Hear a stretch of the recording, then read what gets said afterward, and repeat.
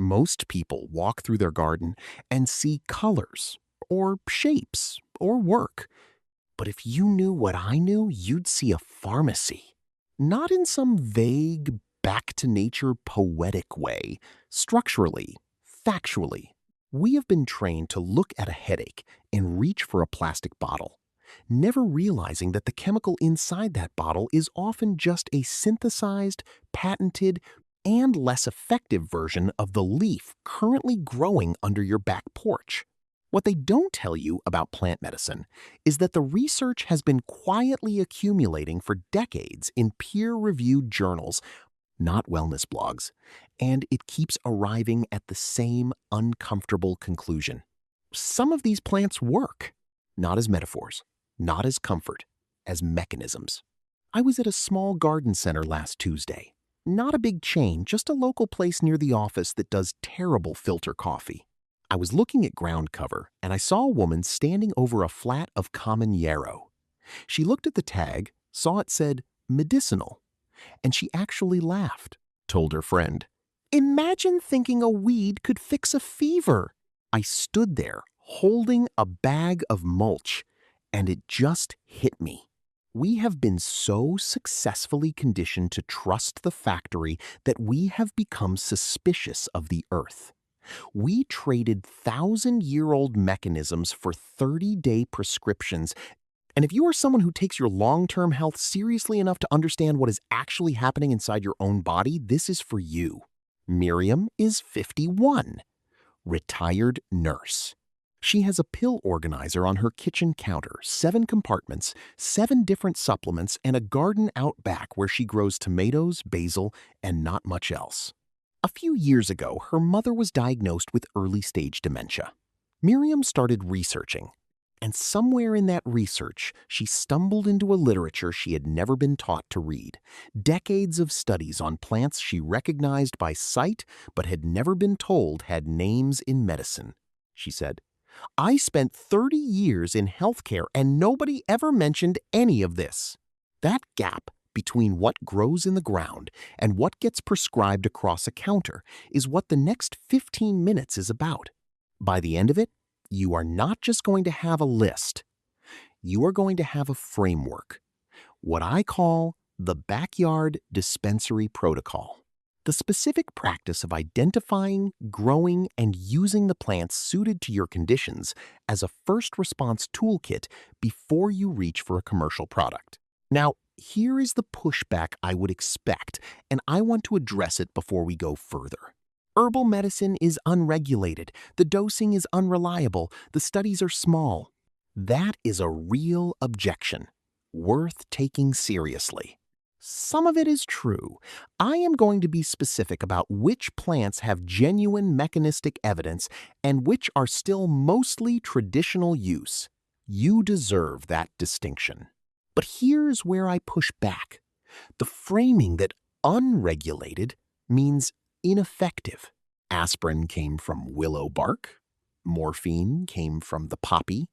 Metformin, one of the most widely prescribed diabetes drugs in the world, has its origins in French lilac. The pharmaceutical industry did not invent these mechanisms. It isolated, patented, and sold them back to us. The plants did not stop working when the patents started. Before I go further, let me explain something. The symptom versus cause problem. It is worth naming because it runs underneath almost everything wrong with how we currently approach health. When your body produces a symptom, inflammation, pain, sleeplessness, anxiety, that symptom is information. It is the body signaling that something is off at a deeper level. The pharmaceutical model is extraordinarily good at suppressing that signal. Think of it like a warning light on a car dashboard. You can tape over it. The light disappears. The engine problem is still running. Ibuprofen for chronic joint inflammation. It reduces the signal. It does nothing about what is producing the signal in the first place. Many of the plants on this list do not just suppress symptoms. They work at the level of mechanism, reducing the inflammatory cascade, supporting the nervous system, regulating the hormonal axis. That is a different category of intervention. 1. Common yarrow. Most gardeners pull this out because it spreads. That is the villain narrative, the idea that a plant is bad because it is successful. But yarrow is a master of the inflammatory cascade. When the body is running a controlled fever, not fighting it, completing it, yarrow opens the pores and induces a targeted sweat response. It does not cut the wire to the alarm. It addresses the sensor that tripped. If you have ever felt that specific moment, when a fever finally breaks and the skin goes cool, that is the mechanism. Grow it in poor, dry soil. It thrives on neglect. Most people are already accidentally growing it and pulling it out every spring. 2. Rosemary. I will be honest, I sat on this data for about 3 months because I did not believe it at first. A study published in the Journal of Psychopharmacology found that the scent of rosemary alone, not ingestion, the scent improved memory task performance by up to 15%. The compound responsible is 1,8-cineol, which crosses the blood-brain barrier through olfactory absorption and acts as a neurological stimulant without the caffeine crash. We are told brain fog is an inevitable feature of aging. It is not. It is often a circulation and oxygenation problem. Grow rosemary in the driest, sunniest position you have. It wants poor soil and full sun.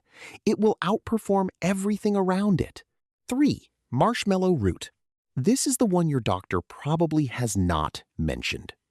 Not because they are hiding it, because a 10-minute appointment does not accommodate what I am about to explain. If you deal with reflux, you have likely been told to neutralize the acid. That is a symptom suppression strategy. And it creates a second problem. You need acid to digest. Neutralize it, and you stop the burning. You also stop the nutrition. Marshmallow root does not touch the acid. It creates a physical mucilaginous coating on the esophageal lining, a biological shield, not a chemical suppressor. Cold infuse 1 tablespoon of dried root in filtered water overnight. Drink it before your largest meal. Do not use boiling water, it degrades the mucilage. The preparation method is the difference between a plant that works and a plant that sits in your garden doing nothing. Quick check how many of these are already growing somewhere near your house right now without you knowing what they do. Drop the number in the comments. I genuinely want to see it. 4. Willow bark. This is where aspirin came from. Salicin, the active compound in white willow bark, converts to salicylic acid in the body. A 2001 study in the American Journal of Physiology found it effective for lower back pain at 240 milligrams daily, slower acting than aspirin, gentler on the stomach lining. White willow, Salix alba, grows as a large shrub or small tree in most temperate climates. It tolerates wet soil. Most people walk past it every day without knowing what they are looking at. 5. Valerian root. The mechanism is interesting. Valerian appears to work on GABA receptors, the same receptors targeted by benzodiazepines without the dependency profile. A 2006 meta-analysis in the American Journal of Medicine reviewed 16 randomized controlled trials and found subjective improvement in sleep quality without side effects. It smells terrible.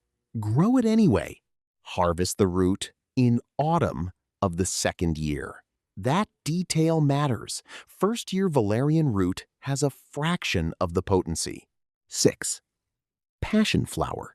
A 2011 clinical trial published in Phytotherapy Research found passion flower tea as effective as oxazepam, a prescription sedative for generalized anxiety disorder. That study was small. I want to be honest about that. But the mechanism is coherent. Chrysin, a flavonoid in passion flower, binds to GABA A receptors. It is a climbing vine. It is beautiful.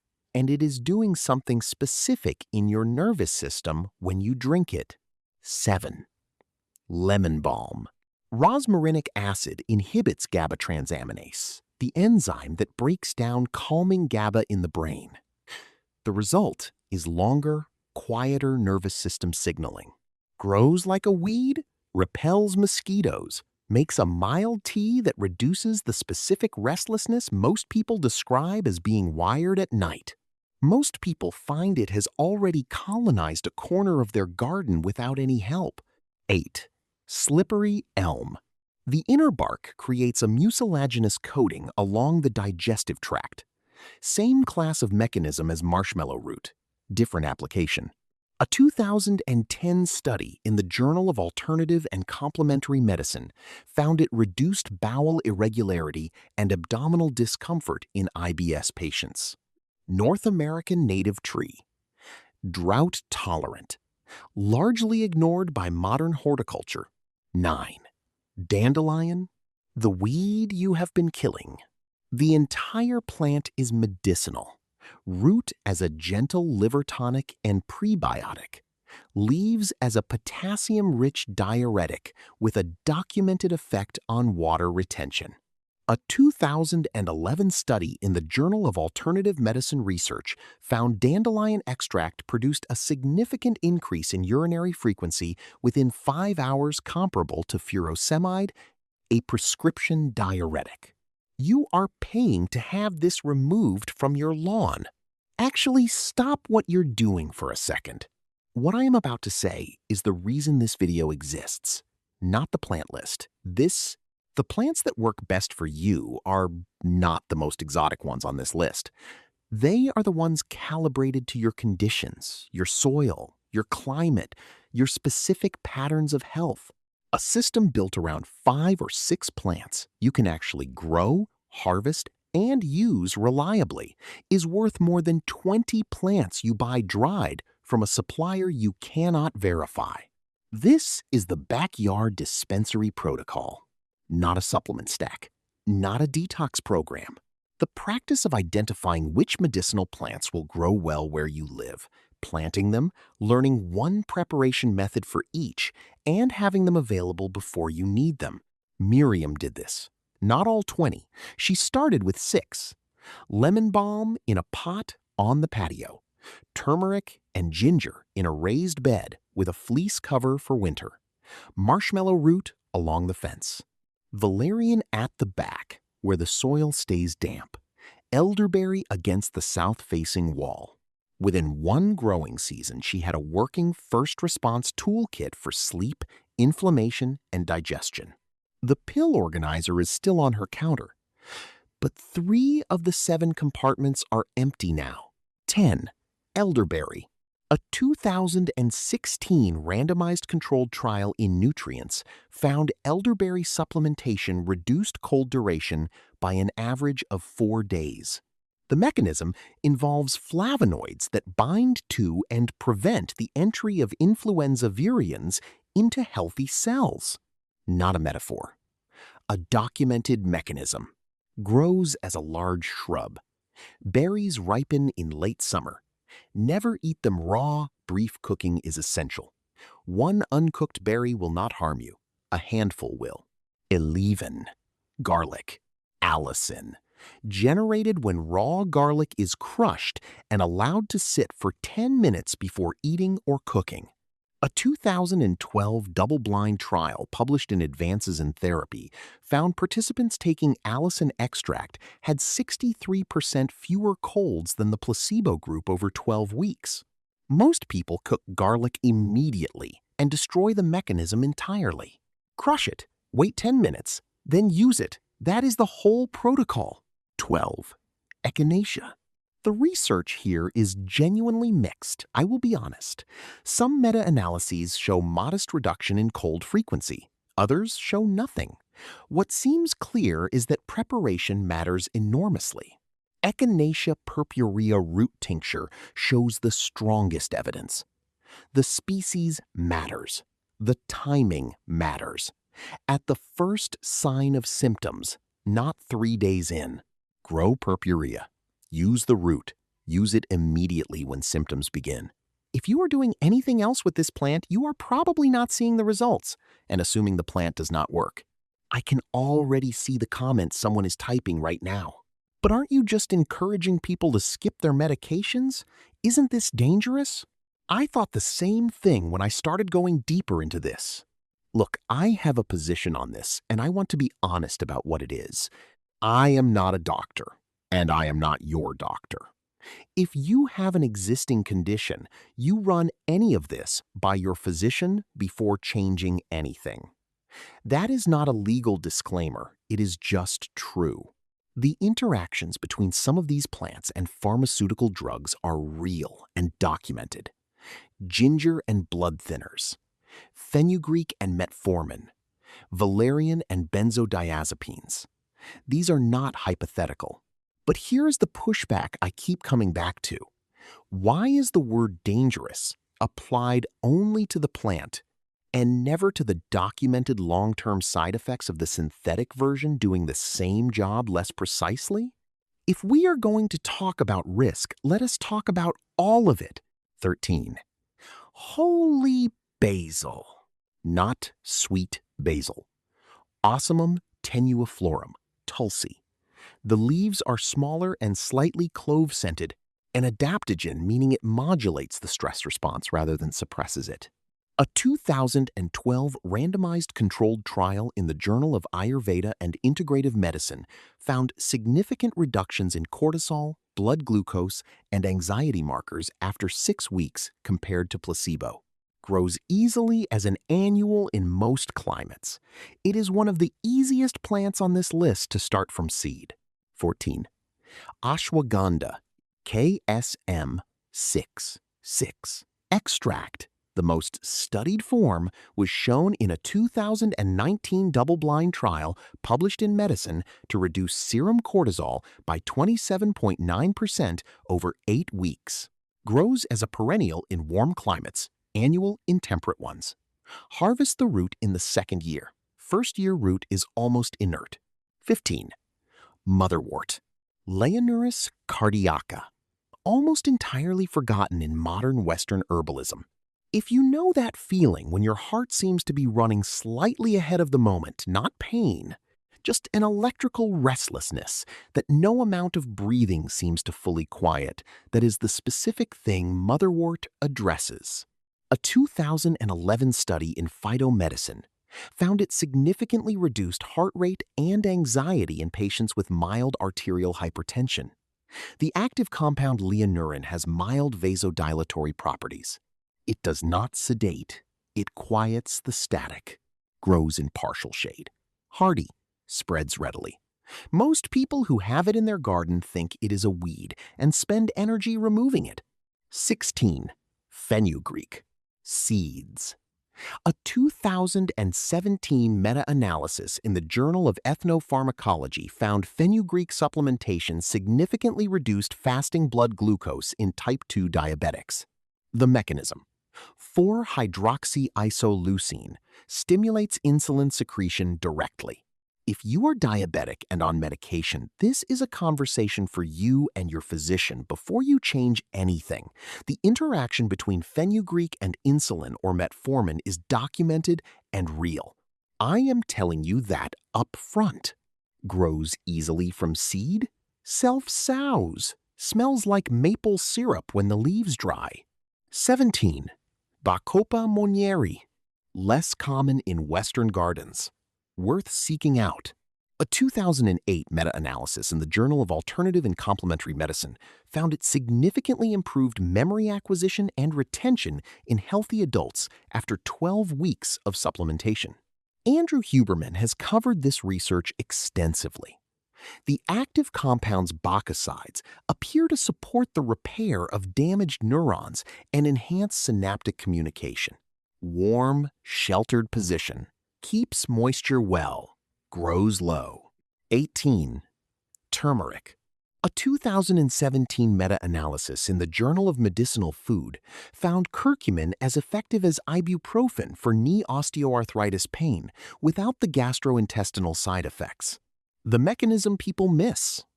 Curcumin has poor bioavailability on its own. Combine it with black pepper, specifically piperine, and absorption increases by up to 1900%. That is not a rounding error. That is the difference between a plant that works and a plant that does nothing. Grows in containers. Needs warmth. Dig up the rhizomes in autumn. 19. Milk thistle. If you have been following standard health advice for years, low-fat, processed health foods, years of low-grade metabolic stress, your liver is likely running behind. Milk thistle contains silymarin. It is one of the few substances on Earth with documented evidence of supporting the regeneration of liver tissue. That is not a marketing claim. It is the finding from a consistent body of research across multiple decades. That 3 p.m. crash, that specific feeling of being heavy in your own skin by mid-afternoon, that is often a liver signal. Silymarin, one plant, grows easily, largely dismissed. 20. Self-heal, Prunella vulgaris. We end here because its name is its purpose. It grows in almost every lawn in North America and Europe. Antiviral properties, tissue repair, polyphenol density that competes with plants people pay significant money for in supplement form. And almost every homeowner spends money on chemicals to kill it every year. It is free. It is growing near you right now, and you have probably spent years removing it. I want to say something honest here. I almost wish I had not gone as deep into this as I did.